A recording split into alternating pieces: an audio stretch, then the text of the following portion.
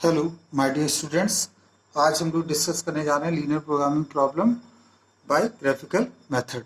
तो इस graphical method की विशेषता क्या है? इसमें हमने एक क्वेश्चन लिया है जेड मैक्सिमाइजेशन का, और इस क्वेश्चन को अगर गौर से देखें तो ये it is a case of maximisation.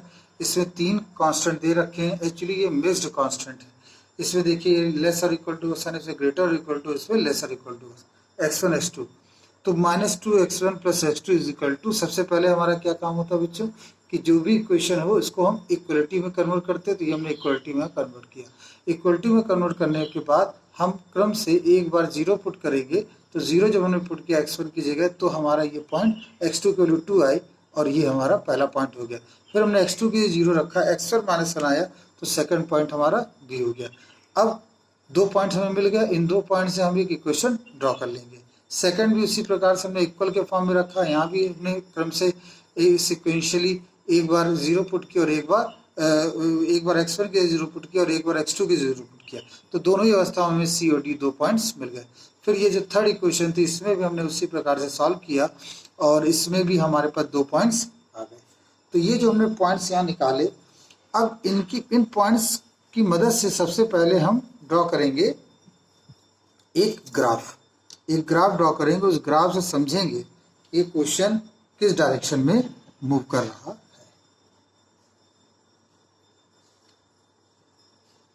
ठीक है, तो ये हम जानने की कोशिश करेंगे कि ये क्वेश्चन किस तरह से सॉल्व होगा। तो सबसे पहले तो हमने एक लाइन ड्रॉ करी, एक लाइन ली गई और ये हमने एक लाइन ड्रॉ कर ली और इसमें हम ये 1, ये 2, ये 3, ये 4, ये 1, ये 2, ये 1, ये 2, ये 3, ये 1, ये 2, ये 3, ये 4, इस तरह से हमने ये किया। ये x1 हो गया और ये x2, कोई इसमें दिक्कत नहीं। सबसे पहला पॉइंट है 0,2, 0 ये 2 ये, तो ये आपका हो गया a। फिर दूसरा है -1,0, -1,0, तो ये हम यहाँ पर इसको बना लेंगे। तो ये आपका b पॉइंट। आप जब उसमें देखेंगे बच्चों क्वेश्चन में तो आपको वो पॉइंट दिख जाएंगे। तो आइए इसको हम ड्रॉ कर देते हैं। तो जब हम इसको ड्रॉ करेंगे एक स्ट्रेट लाइन, तो ये देखिए स्ट्रेट लाइन आ गई, ये स्ट्रेट लाइन आ गई ए बी। अब ये प्रश्न उठता है ये किसकी ओर मूव कर रही है? तो हमने देखिए इक्वेशन क्या लिखी थी, इक्वेशन थी -2x1 x2 और ये 2। तो आप देखिए 0 + 0 < 2, क्लियरली है ये कि 0 + 2 < 2, मतलब ये ओरिजिन से होकर जाएगी। तो इसका जो पोर्शन होगा वो नीचे की ओर होगा, मतलब ये पूरा का पूरा पोर्शन इसका कवर अप होगा इस लाइन के। नेक्स्ट है आपका पॉइंट है 0,-2। 0,-2 के लिए गलत, सॉरी ये गलत हो गया। इसमें हमारा पॉइंट दे रखा है -1, नहीं -1 0 तो ओके है, ओके क्लियर। 0,-2 सही चल रहा है। नेक्स्ट जो पॉइंट है वो 0,-2, तो 0 के लिए यहाँ रुकेंगे, -2 के लिए नीचे आ जाएंगे। तो ये आपका बन गया सी पॉइंट। फिर आता है 2,0, 2 के लिए ये गए, 0 के लिए यहीं रुक गए ये आपको। तो ये आपका सी है और ये आपका डी। इन दोनों को हम मिला देते हैं।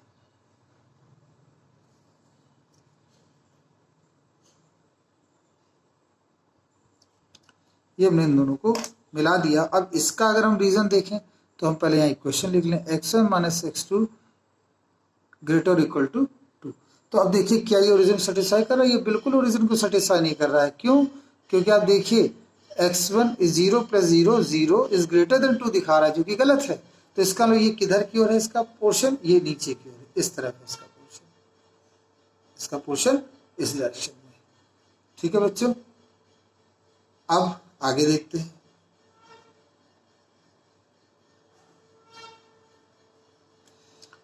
आगे देखते हैं, ये हमारी थर्ड इक्वेशन के लिए 0,9/2, 0 ये है, 9/2 का मतलब 4.5।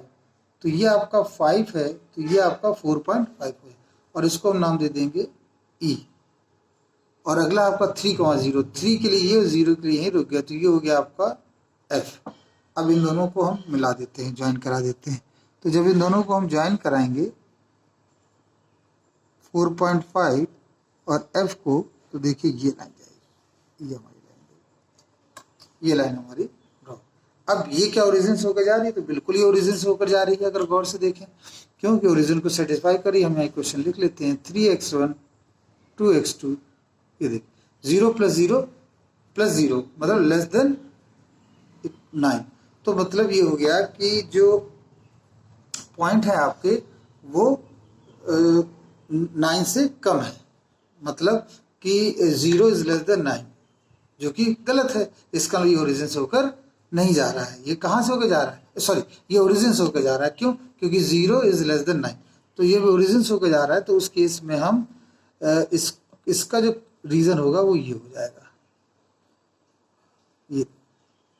अब गौर से ये देखिए कि इन तीनों में कंबाइंड रीजन कौन सा है, तो यू विल बी सरप्राइज कि कंबाइंड जो रीजन आएगा वो ये वाला है। ये वाला जो रीजन है वो कैसा रीजन है बच्चों, कंबाइंड रीजन है। कैसे ये हमने जाना, देखिए ये लाइन इसके जरिए ये कवर हो रहा है पूरा एरिया, इसने पूरा एरिया कवर कर दिया, इसने इतना एरिया कवर किया और इसने नीचे की ओर कवर किया, तो कुल मिला के ये पोर्शन आपका आ गया। अब इसमें आप देखें तो आपको केवल एक पॉइंट नहीं पता है 0 कामा, ये पॉइंट जो है आपका, तो ये आपका जो था वो है डी पॉइंट। आपको डी पॉइंट का कोऑर्डिनेट पता है, दैट इज 2,0। आपको एफ पॉइंट का कोऑर्डिनेट पता है, दैट इज 3,0, और आपको इसके कोऑर्डिनेट को पता करना है। तो उसके लिए आपके पास एक इक्वेशन होनी चाहिए ई एफ। ये ई एफ और जो आपकी सी डी है इक्वेशन, उसके इंटरसेक्टिंग पॉइंट पर ये मिल रहा है। तो के पॉइंट के लिए, फॉर के पॉइंट आपको कौन सी इक्वेशन सॉल्व करनी पड़ेगी, एक तो इक्वेशन ये सॉल्व करनी पड़ेगी और एक इक्वेशन आपको 3x1 + 2x2 = 9 वाली सॉल्व करनी पड़ेगी। तो ये दो इक्वेशन जब सॉल्व होंगी तब आपका ये के पॉइंट मिलेगा। तो इन दोनों को सॉल्व कर लेते हैं। सॉल्व करने के कई तरीके हैं बच्चों, उनमें से हमने एक ही मेथड अप्लाई कर लिया। ये हो जाएगा 6, हो जाएगा 3x2, हो जाएगा 2x2 = 9, हो जाएगा 5x2 15, x2 = 3। x2 एक सेकंड, ये यहाँ पर सब्ट्रैक्ट होगा। जब ये सब्ट्रैक्ट होगा तो यहाँ जाएगा 3, x2 = 3/5। तो आपने देखा यहाँ पर हमने क्या निकाल के रखा बच्चों, 3/5 ये आ गया। तो जब ये 3/5 आपका यहाँ से कैलकुलेट हुआ, अब हम निकाल लेते हैं x1। तो x1 कैसे आएगा, x1 =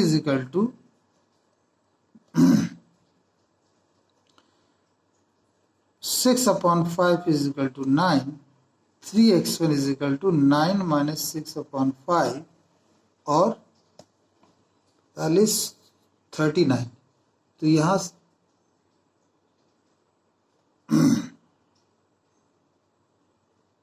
देखिए x2 आपका मिला। हम इसी क्वेश्चन में दूसरी क्वेश्चन करते हैं। चलिए, आपका x2 3/5 आया, इसका मान उठा के यहाँ रख देते, तो ये आएगा x1 = 2 + 3/5 और ये आ जाएगा 13/5। तो आपको इस तरह से के कोऑर्डिनेट आपको पता चल गया। तो के कोऑर्डिनेट कितना हो गया, के कोऑर्डिनेट हो गया 13/5, 3/5, ये आपको निकला। अब इन 3 पॉइंट से हम मैक्सिमाइजेशन की बात कर लें तो लिखेंगे फॉर डी। तो जेड एम एक्स देखिए कितना निकलेगा। आप किस इक्वेशन में रखेंगे, वो आपकी इक्वेशन ये है। जिस इक्वेशन में मान रखना है वो है 6x1 4x2 और ये है जेड एम एक्स। तो हमने पहला रखा है इसमें 2, तो ये हो जाएगा 12, सॉरी ये हो जाएगा 12, ये हो जाएगा इसमें जो वैल्यू पुट करेंगे तो ये हो जाएगा 12 + 0 दैट बिकम्स 12। अगेन फिर हम बात करते हैं f की। f है 3,0, तो जेड मैक्स = 16 + 0, यह आ जाएगा 16। और k की बात कर लें, k पॉइंट की बात करें तो 13/5 और 3/5। तो उस केस में वैल्यू जो पुट करेंगे तो ये आ जाएगा 78/5 और प्लस 15/5। और जब हम इसे सॉल्व करेंगे तो इसको एडअप कर लेंगे तो यहाँ से जो वैल्यू निकलेगी 13/9/5। ठीक है, तो ये बच्चों यहाँ से मान निकला। इसको देखिए एडअप कर लीजिए, तो ये जो अगर हम इसे सॉल्व करेंगे तो आएगा 118 और 18.6। तो आप देख सकते हैं इन सभी में जो मैक्सिमम वैल्यू है वो कितनी नज़र आ रही है। एक में निकली हमारी वैल्यू 12, एक में आई हमारी वैल्यू 18 और एक में हमारी वैल्यू आई सॉल्व होके 18.6। तो ये क्लियर है कि 18.6 के लिए वैल्यू क्या है, सबसे ज़्यादा है।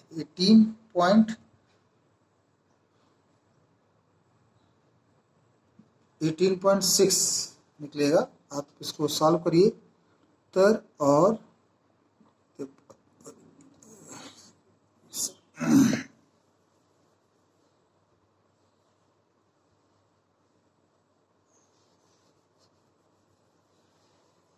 देखिए जो सबसे पहले वैल्यू में रखी थी 18.0, ये हो गया 18 और अब हम इसमें मान रख रहे हैं तो सबसे पहला आएगा 78/5 और ये हो जाएगा 12/5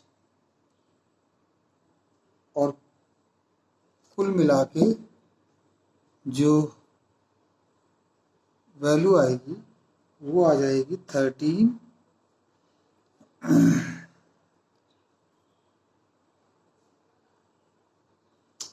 एक आपका कोऑर्डिनेट है 13/5, एक कोऑर्डिनेट है 0.5 और ये 12/5। ठीक है, 4 त्योहार और इसको सॉल्व करेंगे 8 2 10 7 1 8 1 9।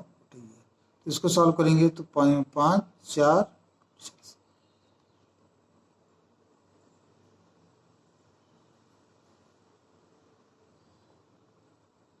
अब यहाँ पर क्या मिस्टेक हो रही है ये चीज़ पता कर पाना, यहीं पर सामने देखना होगा हमें।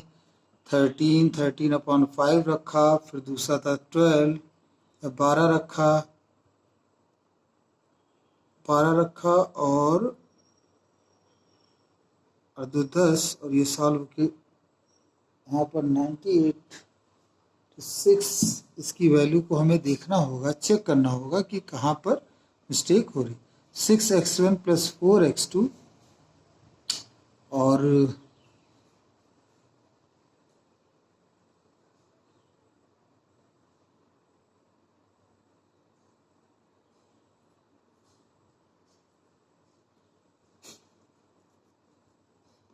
अगर हम वैल्यू इसकी कैलकुलेट करें तो फिर से एक बार मान यहाँ पर रखते हैं और देखते हैं क्या होता है।